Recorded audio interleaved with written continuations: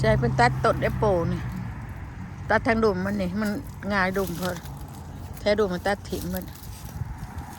ไว้ก็กินบวบเอาตัดนี่ตัดออกซุ่มดุมตัดเป็นไรตัดบ่นี่ตัดตัดออก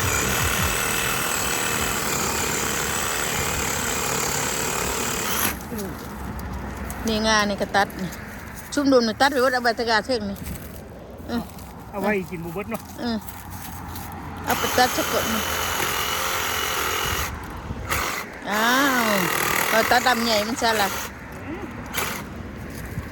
กระถางเราตัดดำใหญ่มัน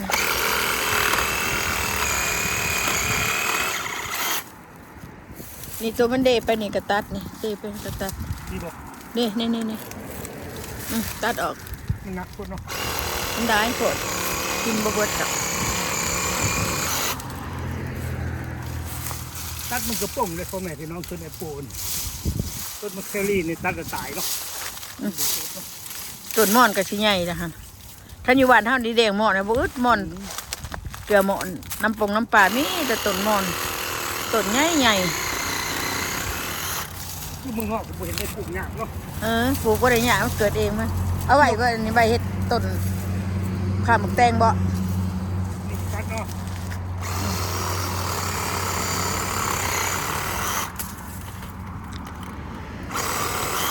กินกระโบเบิดหรอกเดี๋ยวในขางมือนี่ก็ตัดตัวนี้ตัดออกที่ยังขึ้นตัดออกขึ้นแบบนั้นเด้มันขึ้นแบบนั้นได้ขึ้นนี่มันจะเป็นหมาตัวนี้มันจะเป็นหน่วยลายอยู่ปะ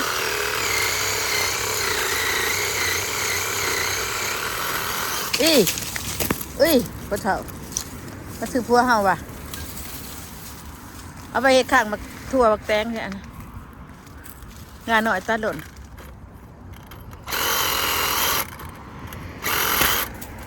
ตัดจำร้ายนะมันเสียนั่นตายประหยัดตายอยู่ได้เคยบอกแอปเปิลแห้งปลูกหลายปีได้จังได้กินนี่10 ปีเดินงานหน่อยเนื้อตัดลงบิดาเขาย่างไปมันนำบากตัดเวลาเขาย่างไปมันหลอดไปนะก็จะไปตัดออก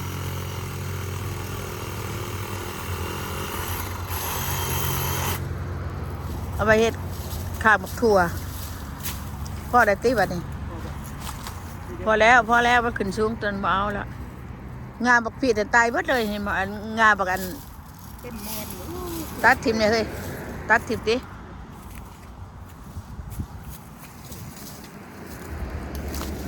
ตัดต้นมอน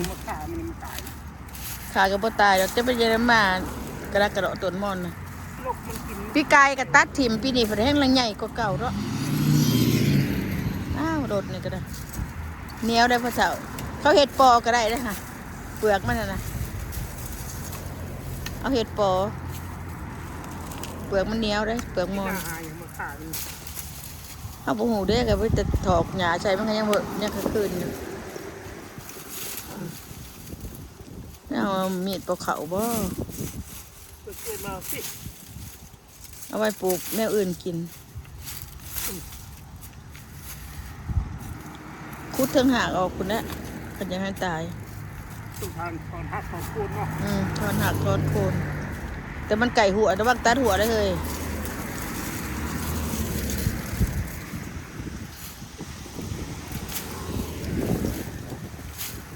ถอนหักถอนโคนมันจะสุดตาย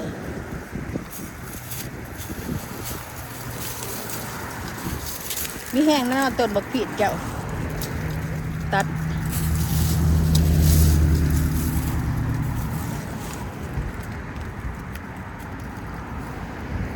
หลอดไปหลอดมาเนี่ยน้ำต้นแอปเปิลนี่ได้บุรุษคนได้แล้วตัดไล่มันจะตายก่อนยันปลูกต้นนั้นยังไม่ทันได้กินต้นนี้ตายก่อนก็โผล่ได้เลยส่วนเด้อคุณใหญ่ที่น้องดูส่วนพักวันเดียวอันนั้นครั้งเดียวตัดแต่ต้นมะฮุ่งตัดปะต้นปะบ่ฮาว่าเขาเป็นบ่เปื่อยเด้อก็ได้ ปงหยอดใหม่ได้ค่ะคันว่าซ้ำนี้มันยังสิบ่ตาย มันวะ บ่เผาก็ได้บ่เผาก็ได้ โอ้ยมันก็ตายเลยทุกคน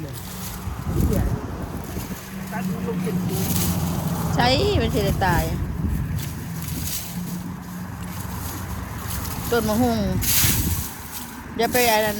พักบุรพาเดินเด้อในมันนั่นดนร้ายขนาด ไงแล้วผมเห็นพี่น้องโอ้ยแกสิได้มันหน่อยเนาะ สิได้เอาก็สิได้อยู่ ได้สิได้ สิได้ก็จะเอาอยู่เมืองหนาวถ้าอยู่เมืองร้อนเราได้กินตลอดมะฮุ่ง มีอะไรยามหนาวมาจะได้คลีนซิ่มเป็นพี่เนาะ เป็นหยังเนาะคดีนะก็บ่ได้คดีนกระดักกระโดดฮะป้าไปเอ็ดชวนมันเป็นพุยในชวนเขาอยู่เดียว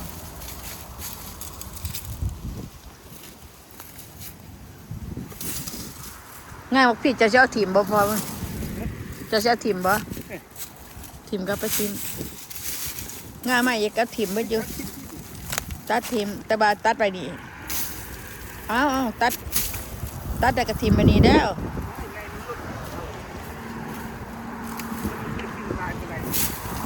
โอ้ยมันมีร้านดีเลยสาวเอ้ยอันนี้ก็ได้ก็จะคล้องกับกินอยู่พักบัวละพา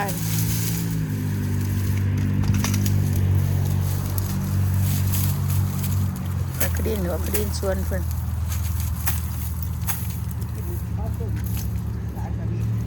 ในพักการนะแต่ชีร้ายเขาเก่าอ่ะนะต้นนั้นไม่ได้เก็บเลยนะไปบอกทั้งหลังนะเขาข่อยบอกนกเพิ่นกินเหยียบร่อยยังมีอยู่ได้เขาเนี่ยแต่ว่าเราเอาเบิดนี่เนี่ยป้าเพิ่นกินแต่ว่าพี่นาจะเกิดได้ก็เก่าบ่หูเพิ่นบ่แก่ก็ได้เอาตัวแก่แต่ตัวกระเทิดก็บ่เอาละขี้ขาดมาเก็บอีกกับป้าไปสิละนี่มันยังมีมีดแก่อยู่มีดแก่ก็มีนี่ปลูกได้หนีบ่ได้กินปลูกแค่3ตัวนั้นโอ้ได้หลายปีกายนี่ได้หลายปีนี้บ่ได้เขาปีนี้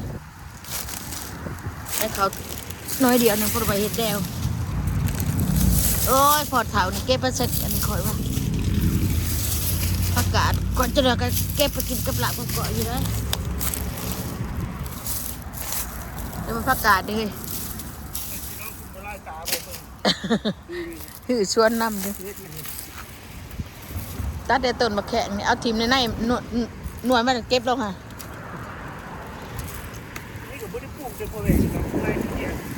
เอาในมันเก็บลงหันเลยเก็บลงหันมันเกิดเปียแต่ปีหน้าก็เอานะหันโอ้เฮ้ยพอเถาเราบ่ได้เบิ่งเลยใช่ไหมมะเขือเทศ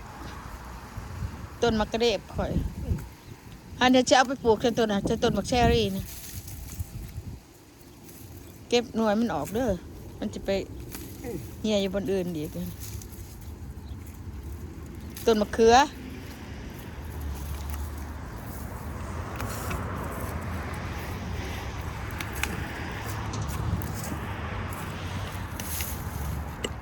นี่แหละชิปลูกหมากอะไรใส่บืดปีนี้นะอันใดก็กูนี่แต่แม่นะบ่ส่วนกูนี่ตัดหญ้าก็โอ้ยตัดได้นี่นะเจ้าไหนมันอยู่มันปีไฟตัวดิบเนาะมันปีไปตัวที่เต็มกลางบ้านนั่นนี่ตัดพากูนี่อันใดสิบ่ตัดต้นมะเขือหันมันนี่จ้ะอันไหนหนูไปปัดเดี๋ยวนะเอามาแข่งคือบ่เก็บถิ่มเบิดล่ะพอแล้วพอแล้วมันสิไปเกิดอยู่บ่อื่นน่ะนะเขาว่า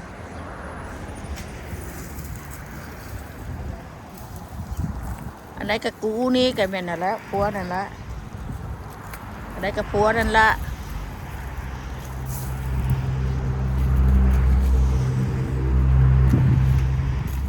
มะเขือกระปุกน้อยหนึงก็กินหลายๆเติมเนาะ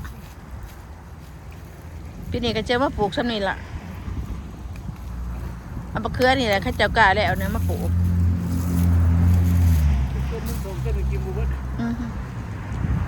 ปลูกหลายก็กินบ่เบิด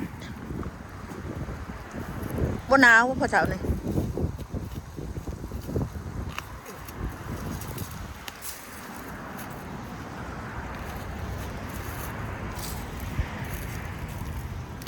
อันนี้ซื้อมา2กระแตะบักเขือนี่กินปีหน้าซื้อมากระแตะเดียว6ต้นพอละแต่หนึ่งมันมี6ต้น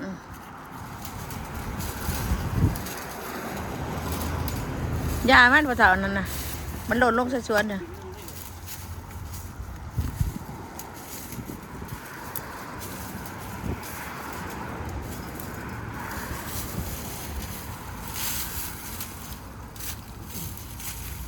ทงยางยังเคยอยู่นะ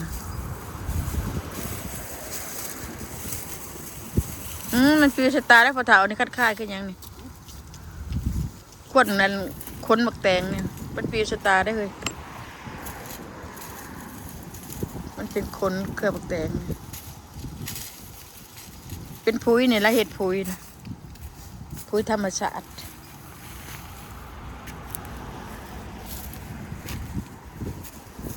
อันนี้ก็ของพุ้ยธรรมชาตินี่ไปพอเท่าทงยางนี่ไปว่าใช่ขี้หญิงอ่ะบัดจะตอบการมันนะที่หน้าก็จะปลูกหลายต้น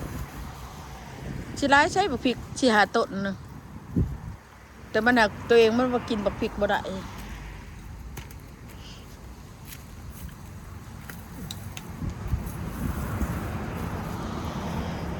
ปลูกทิมปลูกป้าไปซื่อๆดอกบ่เป็นสิว่านั่นมันหักเป็นเอาแต่ถึงๆเพราะลำไรฟันเพราะเท่าใดแล้วครับ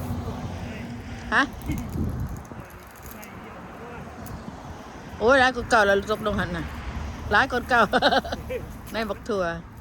เอาทิมไว้ติดได้แนวมันโอ้ยสบายนะครับเนาะมันป่วยอยู่เนาะบานไว้โลดมันบริยานสโนบักถั่วนะบักพริกก็2 4 5ต้นปลาบัวร้ายกับพุ่นมันมีอยู่7-8ต้นบนตั้งเจตนาสิปลูกเบี้ยมันโดนลงแล้วมันก็เกิดแล้วก็เห็นเบี้ยมันงามกันเลยหักษาเอาก็จะกินต่อ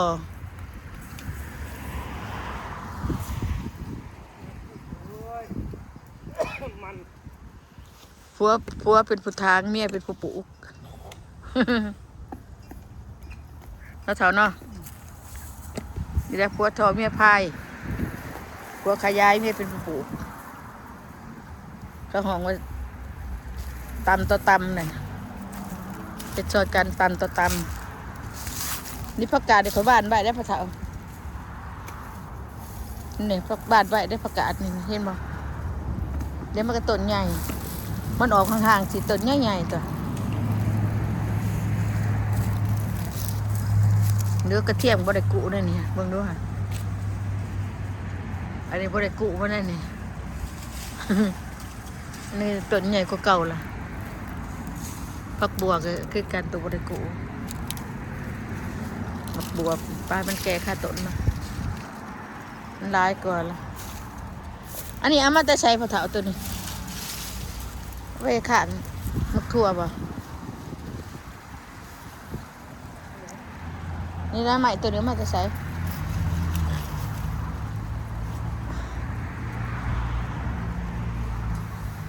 กรีนสวนนี่ได้ห่อเอานี่ปกไว้อันเครื่องของห่อเจ้าอย่าเห็ดมันได้ลองเบิ่งเด้อทดลองอันนั้นเงาเครื่องเขาห่อไว้นั่นนี่บ่ให้อันเอาอันนี้ติ่งไว้เตือว่ามันยังทดลองเบิ่งหลายแบบโอเคพี่น้องอยู่ดีมีแห้งพี่น้องขอบมุกขอบใจที่ติดตามด้วยพี่น้องเด้อเพื่อเป็นกำลังใจพอเท่านี้ก็ค้นเขียวจะได้ค้นจอเล่าแล้วนี่โศกมันดำด้วยเนาะพี่น้องเนาะเอา